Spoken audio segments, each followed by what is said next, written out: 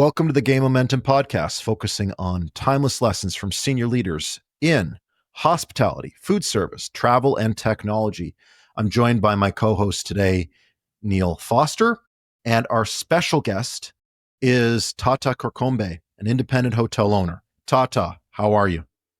Fantastic. All right. So before we dive into our 4 key questions that we structure this podcast around, I'm wondering, Tata, if you could give us some background, starting with your background as an independent hotel owner, and also because you are currently recording, coming at us from the Cook Islands in the South Pacific. If you could talk a little bit about, the unique aspects of hospitality for the South Pacific, as well as give us the elevator pitch on why everyone in the world should visit the Cook Islands at least once in their life. It's one of the most beautiful places in the world. Very unique and distinct culture. That's living, breathing Polynesian culture. That's really creative. All art forms are in accelerated creativity mode here.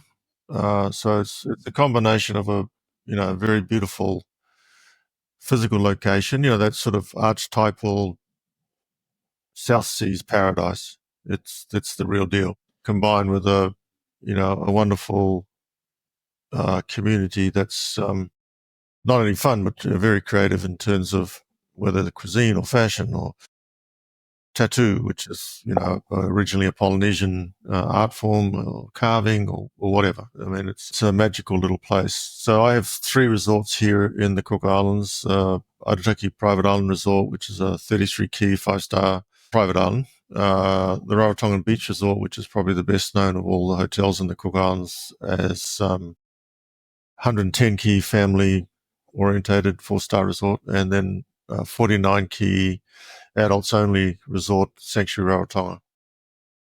With that being said, as an introduction, what I also would like to discuss is you are increasingly involved on the forefront of technology. And besides being an independent hotel owner, besides being a leader in the South Pacific hospitality, you also are the founder of traveltech.ai. Can you give us some background on what this company does and is? Essentially, we're developing AI solutions for the hotel industry specifically. We've made many millions of dollars already out of using AI in our business. Across the board, we've made money in millions of dollars in financial savings, in increased direct business, in menu engineering in our restaurants. AI is going to change the way that we run our businesses, and we'll be able to run them better, faster, cheaper, and in quite quick order. So we've developed a number of things for ourselves, and other hoteliers have seen it, so they'd like to buy it. So we're in the process of making those market ready. Right. Thanks for the intro. And here we go with our first question, which is looking at the vendor side of things. So, Tata, what single piece of advice would you give to vendor companies entering hospitality? AI is going to change the world. Some folks call it the 4th industrial revolution. The fundamentally, what it's going to do is change the way that we process information in hotels. That's then going to change actually the product that we deliver, and it's going to change the industry structure. So let's just talk about that quickly. In terms of our guests, at the moment, the OTAs are the front runners in providing the lowest friction, most convenient way to book a hotel. And that's allowed them to extract more than $100 billion a year out of the hotel. So it's a basic truism. The easier you make it for a guest to have all the information that they need to make a booking at their hands, and the less friction you apply, you're going to get a higher conversion rate. Now, along comes ChatGPT particularly. Chatbots have been around for a while and they've helped a little bit. But ChatGPT, what it has allowed us to do with our chatbots is to provide an encyclopedia of information at very granular level through our chatbots. And we've seen a very significant shift from third-party distributors to direct business as a result of being able to deliver that personalized information 24/7. We can see it through the bot, that people ask 2 or 3 questions, they get those answered, and they move straight on to booking.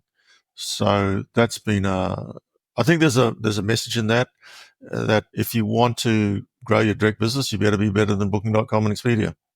And to do that, you've got to have the same capability of delivering rate and inventory, but also detailed information. And often that detailed information can be very, very specific. A mother with a kid with celiac, and if she can get those answers to her satisfaction, she's going to make a booking. And behind that is usually the parents and the sisters-in-law, and you're actually picking up 5 bookings, not 1 booking, as a result of resolving that issue. What we notice also is the bulk of the inquiries come out of office hours. So, more than 3/4 of it is when our reservations office is closed. So instead of, getting a helpful message saying, we'll call you tomorrow or whatever, it's getting answered there right on the spot, and the conversion. So look, if the hotel industry is ever to seriously reduce the scale and scope of the extraction of value by the OTAs and Google, it's going to have to get into outperforming them, and particularly in meeting tailored answers to questions 24/7. The next step in the process is that we've then got to get into tailored, personalized pricing and packaging. So, for example, the peak experience when you're coming to one of our resorts in the Cook Islands is for a young family to be able to swim with the turtles and the tropical fish and the tropical corals and that. It's a peak experience, right? And people have photographers come and take photos of the happy family, and those become treasured memories, probably for life. So we want to turn the marketing at the moment through Booking.com and Expedia, which is commoditized and it's just really around rate and availability. We want to turn that upside down and say, let's start off with the experience, right? Let's talk about whether this is a big buzz for you. It's not for everybody, but for a lot of people it is. And then basically be able to put together a whole guest itinerary for their entire stay: airline bookings, transfer bookings, restaurant bookings, tours, both on-site and off-site. So that's, again, going to provide a service level that I don't believe the OTAs will be able to match. Some in the industry believe, with 1,000 engineers, both at Expedia and Booking.com, they'll be able to do it. But you're talking about a level of information and knowledge that really only the hotel would have and be able to keep up to date. So we're updating our chatbots daily. We're getting hit by 4, 5, 6 questions that the bot, which is trained on thousands and thousands of different possibilities, what we're finding is that as people get used to the bot, they're asking more and more questions, more than they would have asked a human. And so we're having to train it further and further and further each and every day, and it identifies the questions it couldn't answer. So I think it's a great opportunity for the hotels to win back a lot of business from third-party distributors. That's a very interesting observation at the end there about how people are asking them more and more questions. And what I always rationalize that with is people are, by and large, polite and friendly. And when they see a person behind them in line, they don't want to hold up the line by asking a lot of questions. And you'll see that at an ice cream shop, right? If you're the only one in the ice cream shop, you're going to want to try every single flavor. But the second another person walks in the store, you're like, okay, I'll just get vanilla, right? But so when you remove the person and people don't feel like they're bothering anyone, they really feel like they have the opportunity to explore. And really, this is sort of the next step in what the website used to be, where you could click around a website, there was all this new content, you could really discover a property. And some hotels are still at the stage where they're trying to really keep their websites up to date. So my question therein, understanding that there's this window shopping effect, is how do you then connect the dots between all these additional questions that guests are asking your chatbot towards property improvements or insights that you can use to build revenues in various ways? Well, it's very specific, the feedback that's coming through. You've got the questions, straight out of the guest's mouth. What we do is once a month, we'll pull all of those questions in and we'll put them through ChatGPT and try and summarize and do sentiment analysis to see which ones people are feeling most strongly about. And then that goes straight on to our priority list of things to fix. Oftentimes they're things that are quite little, inverted commas, but have a big impact on the guest experience. So it's actually given us a much better understanding of the guest's voice and what's actually important to them. Often not what we thought it was. I'll give you one example. We live in the South Pacific, so we have a lot of, we're surrounded by oceans. We have a lot of fresh fish. We just think fresh fish is always fresh. That's how we eat fish. That's not how the world eats fish. Usually it's caught, sat in a trawler for a month, and then it goes into a storage for a month. And so one of the things that surprised us early on was how much people were responding with strong emotion to the freshness of the fish, not only at our resorts, but around the island, which led us to rethink our whole menu. We had a more international kind of a menu. So we took all the duck and all the other stuff off it and really started to focus on the deep sea fish, the tuna, yellowfin tuna, mahi-mahi, those sort of things, and provide more options. And that's actually met consumer demand. Not something we would have thought of. The guest wasn't telling us that. But through the analytics, we were able to pick up on that trend, and it was a very strong trend. Wow. Able to pick up on an override human bias using these various summarization and NLP or sentiment analysis tools. That is very cool. So while we're on the topic of ChatGPT and how it is currently changing hotel operations, we're talking about the channel shift right now. And that is such a critical component because it's giving hotels more net margins to then play with and to have wiggle room to improve service. I'm wondering, before we look at some of the next key questions, is what other areas are you seeing GPT based systems or AI agents come into play here for improving operations around the hotel? So one of the pain points for us and every other hotelier in the world is food and beverage. You could probably count on one hand the number of hotels in the world that actually make money out of food and beverage. As I say, those hoteliers who think they're making money out of food and beverage often don't understand accounting. But it's one of those things that we have to provide. We make our money back through rate and occupancy.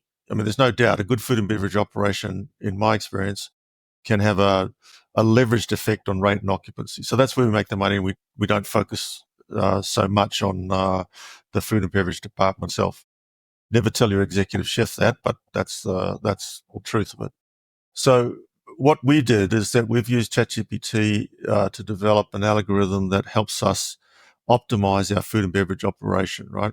So first step was we basically said, what are the dishes that in Australia or New Zealand, 90% of our customers at this particular hotel, like when they're at a sun destination, a 4-star sun destination, beach resort in Bali, Thailand, Hawaii, Fiji, Queensland, right? And so that gave us a whole lot of information.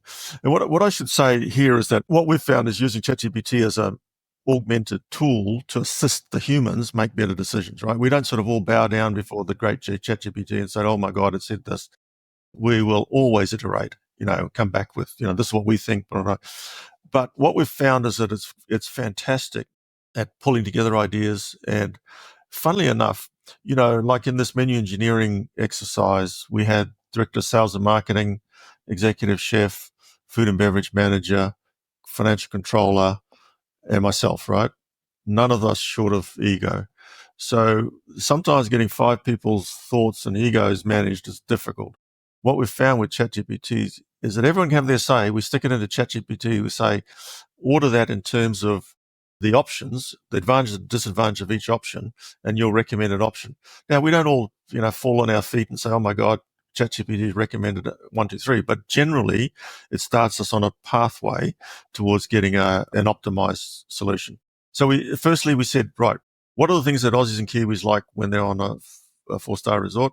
Long story short, we said in each category of pizza and so on and so on, we want to have 50% of the menu, the traditionals, like in the pizza, we've got a margarita, Hawaiian, pepperoni. There's no point reinventing the whole wheel, but people don't come to a Polynesian paradise not to experience something different. So then we said, right, give us some ideas on Polynesian infused pizza, right? And so we've got we're about 50% of the menu, and we went through the whole menu doing that. We have a staff shortage. So we said, most of our people on the line are, have 1 year's experience and a 1 year diploma. So we said, what they need to be able to do, to have nothing on the menu that they can't produce in 20 minutes between 6 and 8 when they've got 100 orders up, right? So that it identified about 25% of our menu that couldn't meet that target.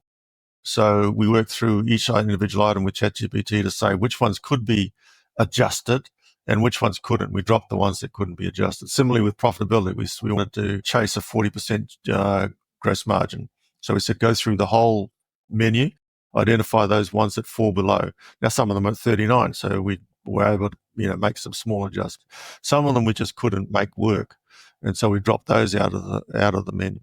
And then we sort of said, have a look at the menu from a balance point of view. Have we got enough to cover? Because we have a broad base of clients who are here for 7 to 10 days. So we need to provide a broad range. And then came back and said, look, you don't have enough on the kids menu. You don't have enough vegan, vegetarian and gluten-free. So we went back and said, look, we don't want to have a whole vegan menu. What we want is things that start off as vegan, but we can add prawns or chicken or whatever to, and make it a more sort of standard dish.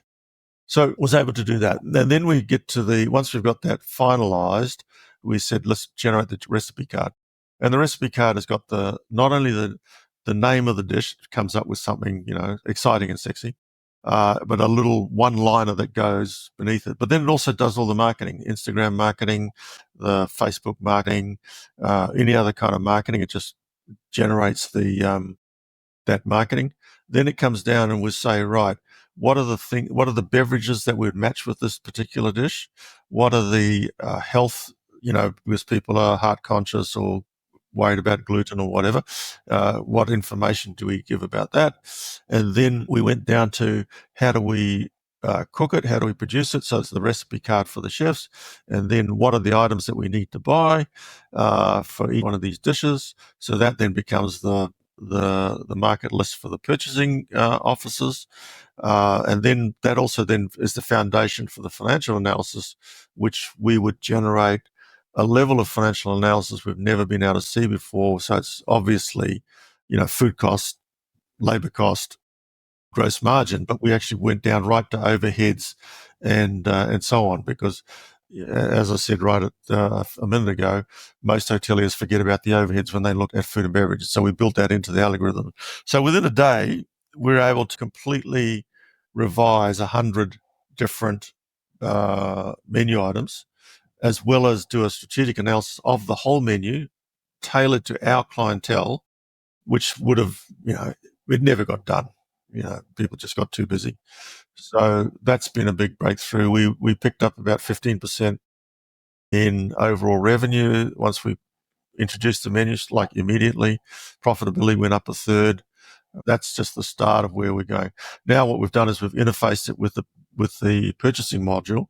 So if the price of chicken goes up 20%, all the chicken dishes get repriced, right? And in some case, it'll alert us to say, this has to be, some of it we can absorb, some of it we have to reprice on the menu. And again, the next step is obviously dynamic pricing. Dynamic pricing came from airlines into hotel rooms. It'll next go into food and beverage. We're given the opportunity to already have half of the solution done.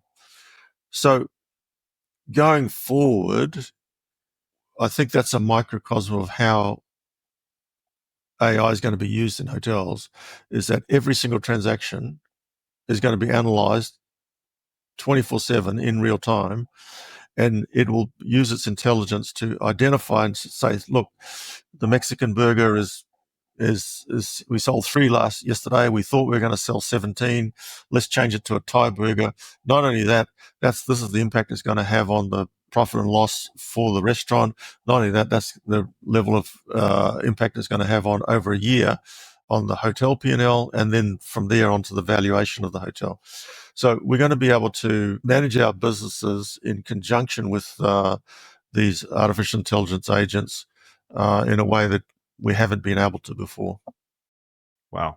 First of all, thank you. That's such an incredibly thorough answer.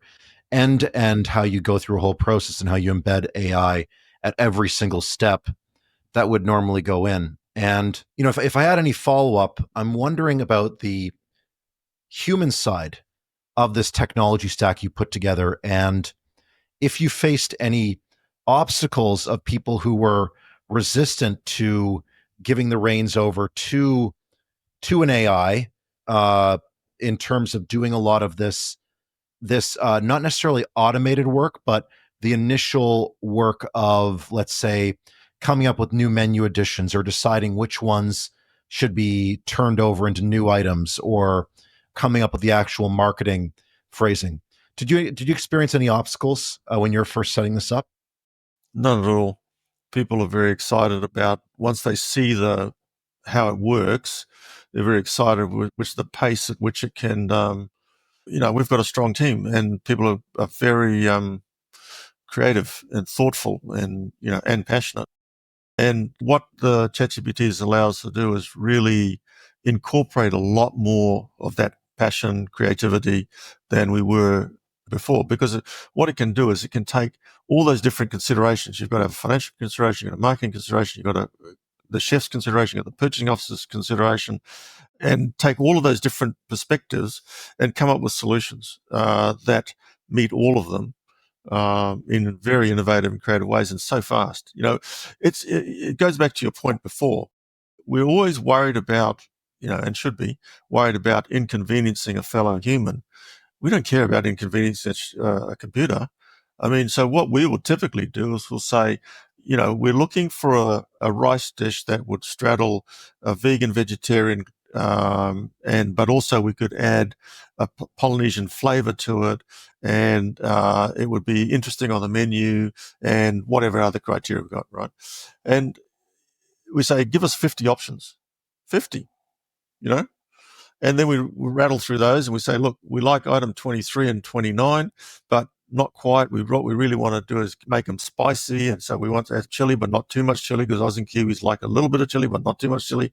And we can do all that. And then we came up with one of our best sellers, which is Hawaiian pineapple fried rice, right? And you can add prawns. It starts off as vegan. You can add prawns, you can add egg, you can add chicken, you can make it for kids, you can make it as a quick, so it's been a hit. Wouldn't have got there without it. Wouldn't have got to that. So, no, people are very excited about it. Now, there is like anything, there's people who are more excited than others. There's some people who drank the Kool-Aid and use it regularly for a lot of things and are having startling results.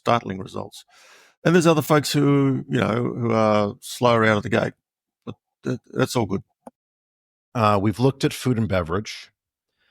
Where else are you using ChatGPT or GPT-based agents? Or human resources? You've mentioned insurance in the past. Any other departments you want to touch on? Well, let's just talk about things we've made, $1 million plus out of, which is all of them so far.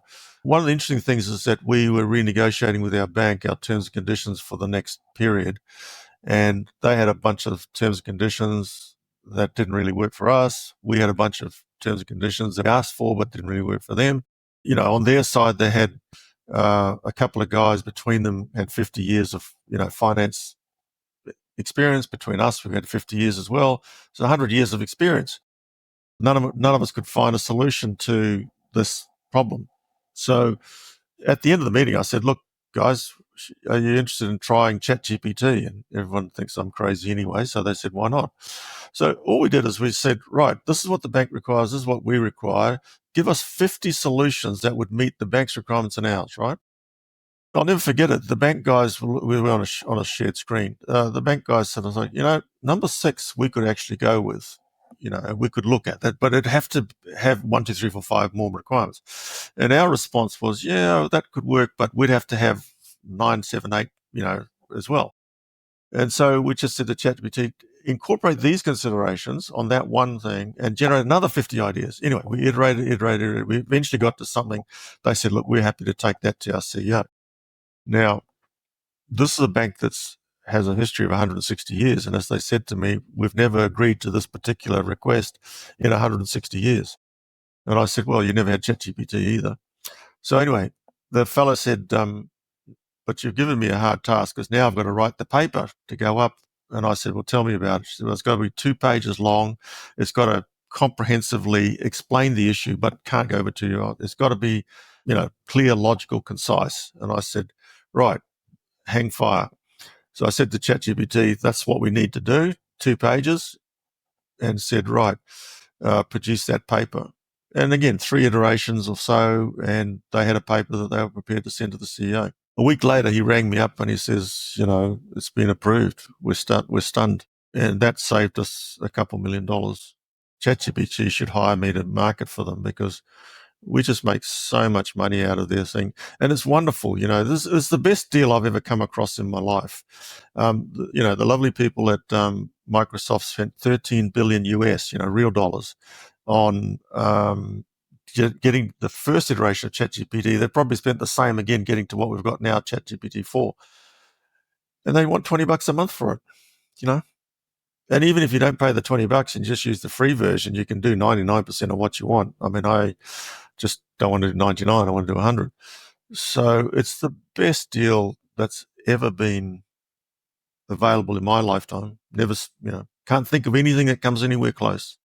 I guess the word there is democratization. And you talk about orders of magnitude. This is $20 a month. You look at the traditional tech stack and how much are you paying on each piece of software on a per monthly basis for those pieces as well. So it's, hoteliers are rightly suspicious of the hotel tech industry because, we've all had so much vaporware and we've all had disappointing experiences. But when the ingoing cost is $20 a month, you can make a lot of mistakes, which leads to another thing. I mean, where we're going is that we're going to be having our tech investments are going to be far smaller than they are now, far more flexible and far more powerful. We're, at the moment, an average hotel, 200 rooms, has got 20 silos. Our friends in the hotel tech industry will tell us that they integrate and, they don't terribly well. It's getting better and better. But essentially, I think the track we're on to is basically there'll be 2 parts to a hotel tech stack. There'll be a database and there'll be an AI. And the AI will become so pivotal that it'll be more valuable, I'd say within 3 to 5 years, more valuable than the physical buildings that make up a hotel. Yeah, you could think that's extraordinary, but when you think about it this way, the AI will know how to optimize each and every hotel in a way that humans wouldn't be able to on their own. So, for example, the world hotel industry runs at, let's say, 60% occupancy. By definition, there's 40% of unutilized capacity. If you look at the airline industry, that's how the airline industry used to operate 20, 30 years ago. You get on a plane that's not at 90%. Most of the planes I've been on, the last 20 flights I've been on have been at 100. So the airline industry has figured out how to do it. So the hotel industry needs to figure that out. That's going to bring extraordinary value. Cost of acquisition, we're all paying over 100 billion to Google, Booking, Expedia. That's obviously with AI has got the potential to be vastly reduced, from 33% down to, I'd say in the next 3 to 5 years, maybe 10. And then after that, probably down to 3. It'll become a AI intensive, but much cheaper and much more direct driven cost of acquisition. Labor's going to halve as well, and we're going to simultaneously be able to deliver a better guest experience and better staff experience. There's no other technology that's ever been presented to the hotel industry that can have the kind of dramatic impact that it has. And we've talked about banks and insurance and equity. I mean, that those industries all work around risk. And most of that risk is a lack of information. As we get far more precise information, we'll be able to, see those risk premiums in insurance, in banking, and equity investment. They're going to come way, way down, at least half of where they are now in probably 3 to 5 years. And this will all happen simultaneously. It's not like we're going to get the improvements in cost of acquisition and then later we'll get the improvements in operations. They're all going to come together. So, don't sell your hotel shares. It's one thing to look at, a specific piece of an AI and automation like a ChatGPT, then you boil that down to increased net margins, more margins off GOP, more NOI, more net operating income. And then before you know it, you have not only greater valuation for that hotel, but you have a more efficient engine to then generate more occupancy, greater rate, and also to actually improve the surety of those forecasts going forward to then give the bank a better picture of the operation, which then goes all the way down to the lowering of rates to sort of bring it full circle. Is that the picture that you see for the next 3 to 5 years? I think that's part of the picture. But I think the thing that's exciting for me is that what it's going to allow us to do is fulfill our role in society and for humanity in creating joy on a scale and pace that we've never been able to before. So, at the end of the day, hospitality's job is, we're in the happy business. We keep saying we're about making people happy and making them joyous. And AI is going to allow us to do that on a scale that we've never seen before. Simultaneously, AI through the rest of the economy is going to lead, the average American's GDP capitalized unfold in the last 60 years or so. It's about to go up at an even more rapid rate. What do humans do when they get money? They travel, they take holidays. So we're going to have a double whammy of increased demand and the ability to deliver a far better service, a far better product, a far more joyous experience for our guests and our staff and our vendors and our communities through the effective use of this technology. It's terribly exciting. So, I mean, there's so many other points to touch on with regards to AI, and we're sort of expanding out into societal level implications, some of the social, the paradigm shifts, if you will. I'm wondering if we could expand it out to one other aspect that hinges on your career path, which is that you were the chairman of the Cook Islands Tourism Association. So, do you have any ideas for how destination marketing organizations or central visitor bureaus can use these AI tools that you're talking about to drive more awareness and travel lift to a given destination like the Cook Islands or another island destination? So the first thing it allows us to do is to understand guest feedback. I mean, the level of guest feedback that we get now is just tsunami-like, right? You just can't keep up with it. And AI can turn it into actionable insights. That's the first thing, Again, it's the same thing, who is going to be happiest at Cook Islands? Not everybody. So let's try and zero in on those people that are going to be happy and joyous and delighted with their experience with what we have to offer. So from a destination marketing point of view, being able to more clearly define in real time and at a granular level your unique selling proposition is the first thing. The second thing is you're going to be able to deliver that and tailor that to individual guests. So someone is on your website and saying, I'm looking at the Cook Islands or Tahiti or Fiji, and our big thing is marine ecosystems and conservation. But, the kids are only 3 and 5. we're going to be able to tailor that and say, hey, you can actually go swimming with the turtles with a special operator who focuses on kids of that age and providing them a safe experience. So we're going to be able to do that, and the destination marketing organizations are going to increasingly get into the business of single guest itineraries. They're going to say, now that we understand what you're about, here's a whole itinerary, and click on here and you can book all the things that we've recommended. And if you don't like the sound of them or you want to add something else, you sort of say, well, little Johnny's also, he's 5, but he's celiac. You'll be able to add that in and it'll basically come up with recommendations. So at that sort of being able to perform their function, the DMC function, the destination marketing organization function, they're going to be able to do that at scale and granularity simultaneously, right? So that's fulfilling their mission, which is to find the right people that would be delighted with an organization and get them the information and assist them with the marketing process. So that's the start of it.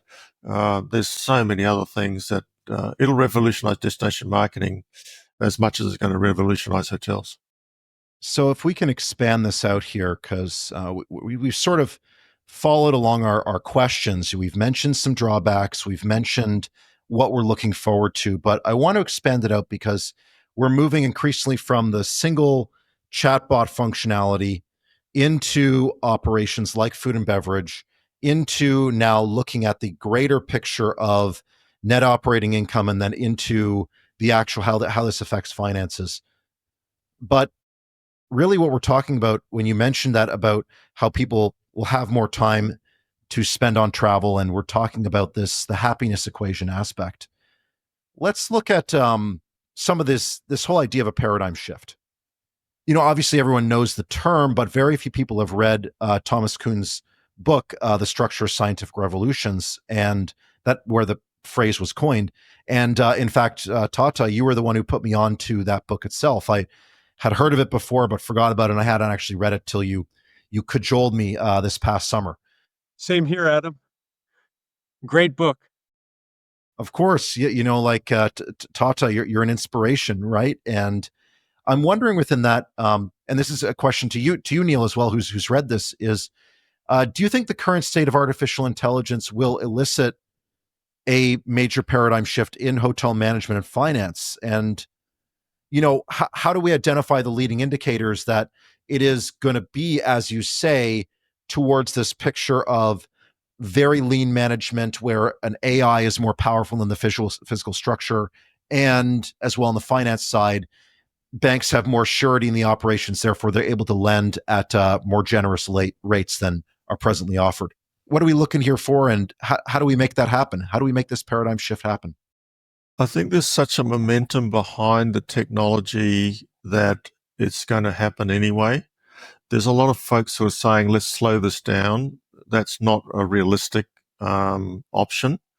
The technology is, talk about democratization of a technology. This is the most democratic technology that's ever come about, because yes, the Metas and the Googles and so on have been able to invest, hundreds of billions of dollars into the technology, but that doesn't necessarily mean that they're going to be the ultimate winners in this. I mean, one of the things that we do know, if we look back over technological change, is that very rarely over the long term does the incumbent who benefit from a particular technology dominate the next wave. So the question really is this a new wave, or is this just part of the extension of the whole information technology boom that started off with PCs and gone through cloud and now into gone to internet and then to cloud? My own take is that it is a fundamental break. It is built on the back of PCs, internet, cloud, but it's what's different is that the ability to apply the sum total of all human knowledge to every single piece of information, right? So if we think about a hotel, basically Mrs. Jones is coming in, she's staying in a beachfront suite. She's been before 3 times and she's got some loyalty points. That's about as much as we can know about Mrs. Jones, right? We're going to know so much more about Mrs. Jones before she even comes. We're going to have delivered Mrs. Jones more information about our hotel to make sure that she's happy with her purchase, and not happy, delighted and over the moon and can't wait to come. And that we've already structured with her, assisted her identify which of the turtle tours she'd do, whether her husband will play golf, where he will play golf, who he'll play golf with, how much that'll cost, what time he'll go. We'll have gone through the menu and say, the little Johnny with the celiac, here's a menu that is for celiac kids, or alternatively, here's the rooms that have full kitchens that you can prepare the meals, and here's the supermarkets that you can shop at nearby. The application of intelligence to every single transaction has never been achieved ever before in the history of mankind, right? We've moved information around, but we haven't applied intelligence to it. The intelligence is applied later when some human looks at a spreadsheet and says, guess what? There's some new insight. Those insights are going to be coming in real time at scale. And one of the things I think that is going to happen shortly is that hotels will voluntarily sign up to have their data shared with other hotels. So you're going to be learning off hundreds and hundreds, maybe thousands of other hotels, what's going on in F&B, what's best practice in terms of dealing with sexual harassment, what's best practice in terms of, structuring loans from banks, and so on. So the scale of information is going to be unprecedented, but it's also going to change the way that we run hotels. So the other books which I've assigned you for reading, which I'll be disappointed if you haven't read already, is Professor Harari's latest book, Nexus, right? And if distilling down what I believe what his message is for the hotel industry is that if you look back through history, the flow of information, how information is flowed, whether it's through the oral traditions, then the printing press, and then so on until now, each one of those, the information gets structured in a different way, and that actually structures the economic and political environment. For the first time, information is not going to be static. Information is going to have intelligence applied to it. And the sum total of all human knowledge is going to be applied to every single transaction and looking for new ways to do things better. So that inevitably means hotels are going to be a different kind of an organization. We're going to be run differently. We're going to, it's going to be more collaborative. It's going to be less of a grind and drudgery. A lot of the drudgery is going to be handed off to first AI, and then secondarily, once we get the robots sorted out, a lot of that will be gone, and the humans will be focusing on the hospitality. The systems that we use will be much, much more simplified. We're developing AI solutions for training. Basically, what we're doing is dumping every SOP that we've got into a bot. And so therefore, we don't have to train people as intensely as we train them now, because 24/7, if they need the information, they just ask the bot. So that's going to mean that people can flow in and out of the industry, but it's also going to mean that we can absorb the intelligence of other hoteliers or other hotels, basically in real time be creating new knowledge about how to run our hotels better, faster, cheaper, and lead to a better outcome for all of our stakeholders, not only the guests, not only the staff, but also the owners and the community, even the environment. Because, a lot of this is around fundamental brain structure, right? The human brain can only handle so many variables at once. And AI can handle far more variables than we can, can handle thousands simultaneously. It gives us the opportunity to compress a human learning cycle down into seconds, which is only a good thing. Now, Professor Harari's point is that every time there's been a new change in the way that technology handles information, whether it's the printing press or PCs or whatever, or radio or telegraph or etc., there is fundamental change in society, right? Now, he also says, and I think he's right, that negative change is not a foregone conclusion. For example, FDR in the United States came up with the New Deal from the Depression. Hitler came up with, the Holocaust out of the same sort of sets of stressed economic circumstances, and Stalin came up with his murderous regime.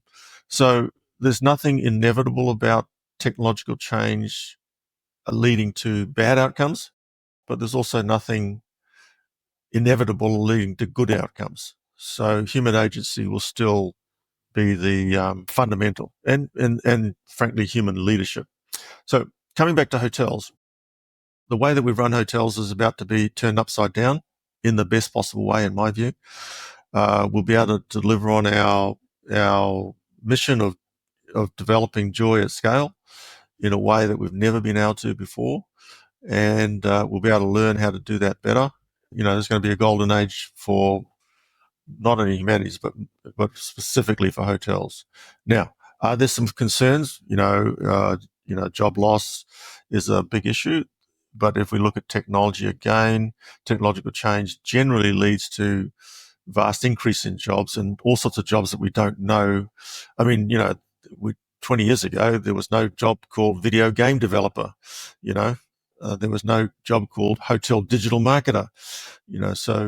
But how we help folks transition across to these new opportunities is going to be a challenge, but not an insurmountable one at all. I think in the main, humanity's on track to enter a golden age that will be facilitated by the power of being able to apply intelligence to more and more things that we're doing. So Neil, over to you. What other leading indicators have you seen? And have you started reading Nexus to comment on what Tata said in terms of how hotels can look at this golden age? They can see it happen in real time and get in on the action, so to speak. I have not read Nexus. It's on my reading list. But just to make a couple of comments. The first is that hospitality seems to be a natural fit in terms of if repairing human connection is an important thing in the midst of all of this technological noise, then it follows that hospitality as an industry is a really great sandbox to test some of this technology and to see how the tweaking of this technology results in meaningful human connection. And so I guess also by extension, thinking about Tata's role, I wanted, maybe this is a little cliche, you and I, Adam, as Canadians, we can take pride in a Canadian philosopher named Marshall McLuhan. And he famously said, among a number of other quotes, "We don't understand who discovered water, but we know it wasn't a fish." One thing that has really struck me as being extremely interesting about Tata, you and I have known each other for about a year now. And I feel that you are absolutely that fish out of water. The fish that's been able to sort of understand two worlds, the world inside water and the world outside of water. Since I've known you, you've been all around the planet. You've been learning, you've been discovering best practices. And it's not lost that an island ecosystem is a fairly closed ecosystem. And it's hard to find connection in the same way as in the rest of the world. So if one could say that a fish in its environment of water is the rest of the world immersed in the environment of technology, and if you could also say that technology within the hospitality industry has been something that has been somewhat of a misfit, that you've probably been able to see all of the elements of service within the island life, within the community life, all of the greatest things about human connection and experience as it's delivered by humans, and being able to see all of the tools on the outside. We've also, one thing that I think you are probably repeat with every single vendor partner that you explore with is the idea of a forever partner. So you're optimally looking at the human attribute of loyalty, which is one of the greatest things, finding that human connection, trying to find good faith and connection in business relations. And I see that in your day-to-day dealings in the time that you and I have discussed technology and technology partnership. So your view on the tech stack has been a very unique one. And when you talk about how ChatGPT as sort of an externality, a repository of information that can help bring out the best in your people, your environment, the one that you're normally immersed in in the Cook Islands, is a perfect hybrid of being able to bring out the best in the people with the best of the technology. But I want to sort of ask you, what are some of the things that you feel, having seen what the technology as it's viewed on the outside, where do you see the biggest disconnects between our industry and the way in which technology has been perceived? There's not a great understanding between hoteliers and the hotel tech industry. Partly that's because most of the people who write the checks are older and don't know technology, are suspicious of it, and often divorce themselves from the decision, you know. And on the flip side, I don't believe the hotel tech industry, one, has a good track record in delivering great return on investment. The business cases are, in my view, not as clear cut as they would think. It's too expensive, too difficult to access, and so on. So I think there's a disconnect between the ownership community and the tech community. And oftentimes they're not even talking to each other. I mean, I've been at a number of conferences and what have you, and I'm surprised there might be 200 people there. I'm pretty much the only owner. There's one owner, it's me. And that's when technology is so fundamental to the value of a hotel. I think a few of our owners need to wake up and get with the program. On the hotel tech side, I think there needs to be a better understanding of how decisions about investments are really made. And, typically a hotel owner can say, I've got $1 million, I can put into a tech stack, I can put into a restaurant. I understand restaurants. I know that, how that works. I know that if I put $1 million in, I'll get $200,000 a year out of it or whatever. Everyone's trying to figure out how to build AI into the existing products and how to build a whole new category of products that will be a step function different from what we have now. Almost take us. There's going to be a transition phase, but after that, it's going to be like cloud computing is not the same as on-prem. You know what I mean?